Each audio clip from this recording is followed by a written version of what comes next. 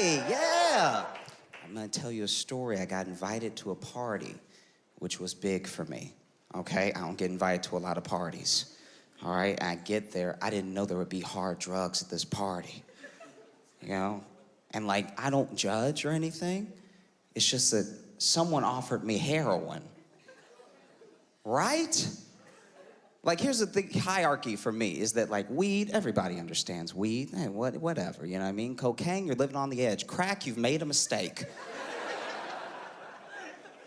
But no one doing heroin has a 5-year plan, no one, okay?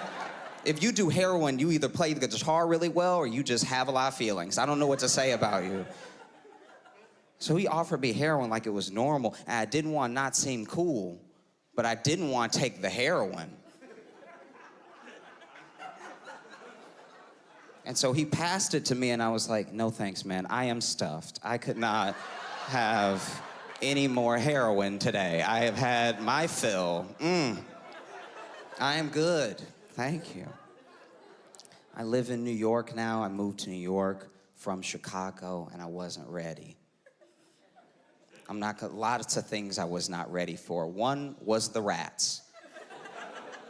I don't know if you guys have rats here, but no one has rats like New York, because the rest of the world's rats have shame. I saw a rat inside, all right, and he saw me see him, and instead of scurrying away, he was just like, "What's up, dog?" Like, that's... What is that? What is the... And I'm 800 times bigger than him. I could step on him and kill him, and he was like, "But you won't, though." Like, that, I'd never been more scared. I saw... My friend got a cat, and was like, "It's so great. She eats all the, like, she eats little roaches. She might even get after a rat." The cat was scared of the rat. The cat was like, "I'm fine. I'm gonna get on this ledge and wait for him to leave," all right? It was devastating. The other thing I wasn't ready for was the third graders. I don't know what it is about being born and raised in Brooklyn or the Bronx that makes you such a natural bully, but they're monsters, okay? They're little terrorists, all right? I'm more scared of third graders now than I was in third grade. I actually asked to get off work early so I could make sure I was in my house when they got out of school, because I didn't want to run into them anymore. They're little monsters. Like, I was just walking down the street, and one was like, "Hey, hey." First of all, too much bass for a third grader, all right? I turned around, almost called him sir by accident. I didn't know who was talking to me. I turned, he's like, "Hey. What's up, bird shoulders?" I don't know what that means. But I went home and cried afterward. You ever have someone make fun of you and you don't even get it, but it hits such a core part of who you are that you get hurt anyway? Like, I was sitting, my body hasn't changed since it happened. I probably still have bird shoulder. I have no idea what it is. I have a lot of fears since I'm little, you know? I'm scared of a lot of things.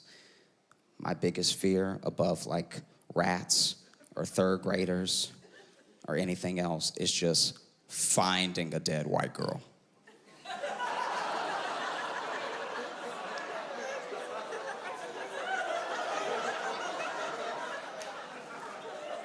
In fact, I think that's why there's no black ghost hunters, because we don't want to come in a room and just... I'm too black to just find her. There's gonna be an investigation. There's gonna be leads, okay? People are gonna be calling in. They're gonna use a picture of me on the news. It's not gonna be a good one. It's not gonna be a picture with me looking like the first picture day or something. It's gonna be me stubbing my toe like... And you're gonna see that on the news and be like, "He did it, look at him." Who smiles bottom teeth first? He is a murderer. In fact, I'm so scared that I would walk in, see her dead, scream, someone runs and be like, "What did you do?" No, that was my scream. That was not her.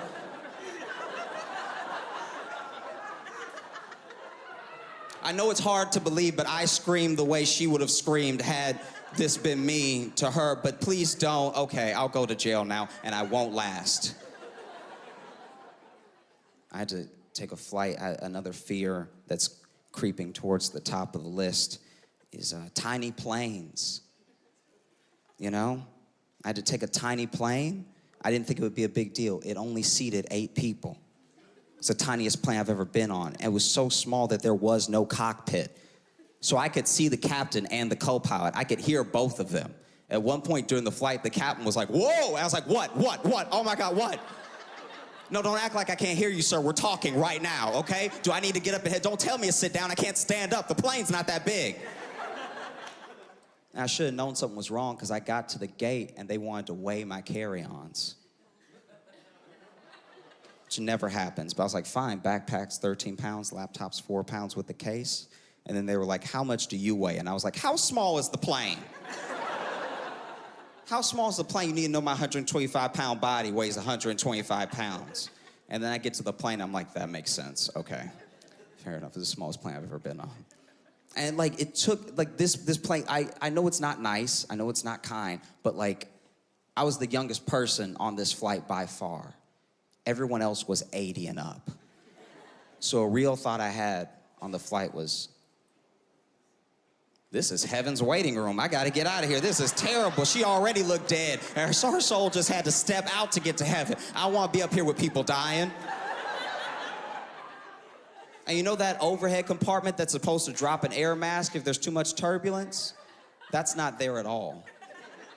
It's just little Bibles fall out because you're gonna die. So you might as well get a verse in or something. You're dead, okay? It was terrible. And like, we were flying, and like I was having these heart palpitations and everything. I didn't know if I would last or anything. And then I don't know how planes work, okay? I can't pretend. I'm not a genius, all right? But at least the big planes take off right away. It took this little plane so long to take off, I thought we were gonna drive there. This plane is actually leaving the ground and coming back down, and leaving the ground and coming back down, to the point where I looked at the pilot and I was like, do we all need to jump at the same time? What's gonna keep me in the air? I just wanna get to the place, please. Guys, I'm Josh Johnson. Thanks so much. You have a great night. Appreciate it. I've talked a lot about being on my phone, and I've only mentioned the internet a couple times. I think it's important to point out that the internet, all it is an amplifier. You know, when the internet came along, it changed everything. It changed the world as we live in it. It changed what we care about. It changed our priorities, all that stuff. But all it really is, deep down, is a transformer. It's an amplifier. And if you want to do good, it's going to help you do more good than you've ever done in your entire life. You're going to reach people that you never could have otherwise. And if you want to do evil, it is going to take you to a darker place than you could ever imagine. Like, for the good things, right? As a good example, there was a little girl. Some of you may have even seen the story. There was a little girl that was 8 years old, and she had brain cancer. And her parents didn't have a lot of money, and they didn't have the best insurance. So as Americans, we were gonna let her die. That is what we do here, all right? She, obviously, being 8 and having a bad brain and not having money, was irresponsible. She should have pulled herself up by her 7-year-old bootstraps and made enough money to support her dumb cancer brain, right? That's American dogma, okay? So we were gonna let her die, but she said, no, I'm not gonna die, all right? Not without a fight, okay? And so she decided to sell lemonade. She was gonna sell lemonade to raise money for her surgery, right? Which is adorable, but sweetie, that's not gonna cut it. Unless you are charging champagne levels for this lemonade or have child soldier factory levels of it being pumped out and produced, you're not gonna make it. I'm sorry. But as she was selling the lemonade, every person that she sold a cup of lemonade to, she told her story. She told them why she was selling the lemonade. And then those people started to tell people. And then through Facebook, Instagram, Twitter, someone started GoFundMe for this little girl. And then she blew the amount of money that she needed for her surgery out of the water, right? Which is great. That's amazing. That's the power of the internet. That's the ability for us to connect. When we all have access to each other, we can make an impact. We could change each other's lives, you know? But there's also a bad side. We all know it.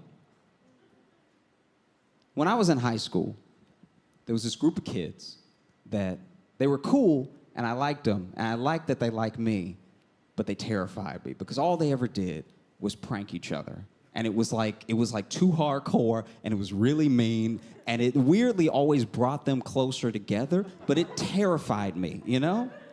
Because they were heinous to each other, but it somehow just strengthened their bond. So I was glad that they liked me, but I didn't want to be in the group.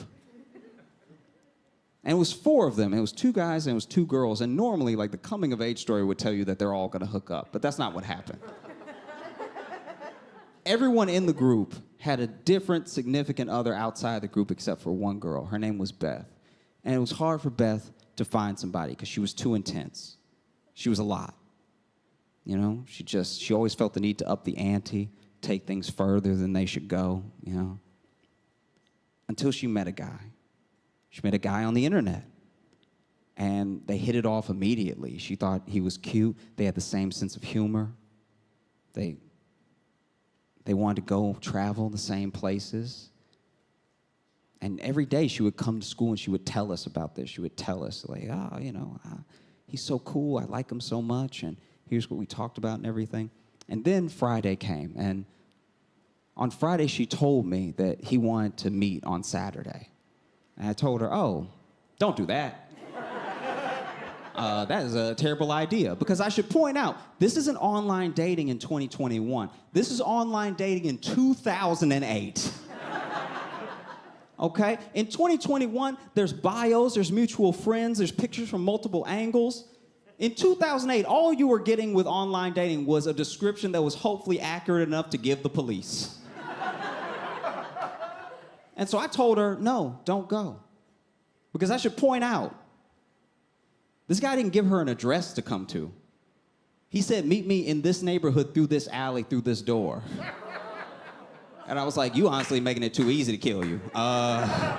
Do not go. That sounds like a murderer, okay? But she was young, and she was in love, and so she went. She went to that neighborhood, through that alley, through that door. And when she walked through that door, it was a funeral home. She was so confused. You know, she was looking around and everything. She walked around the whole funeral home, and she saw that there was only one funeral, and it was his. And she was so confused. She was looking at him, looking at his family and everything. She couldn't understand it. And then she got a call on her phone, and it was her friends. And they had pranked her.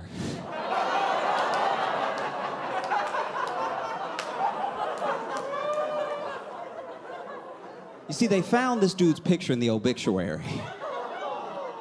And so they took it and they made an online profile with it, and then they found her, and then they just chopped it up. They just chatted, and because they know her so well, they obviously could make her fall instantly in love with this guy. They know all of the things that she likes. They know her sense of humor. They know the places that she wants to travel when she gets out of high school, you know? And so they had her come there on a Saturday, Valentine's Day, by the way. To come see the dead body of this dude she had fallen in love with. That is how dark the internet can be.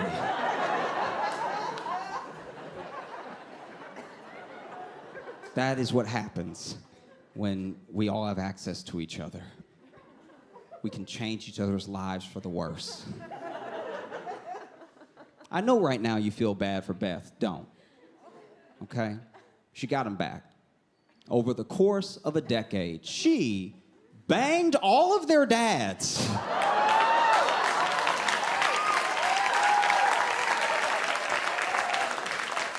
I told you she was intense. She felt the need to up the ante. Because that's not all she did. She married one. And we honestly don't know if that's still part of it. Maybe she loves this man, or maybe she's like, you got me good in high school, and now I'm your mom.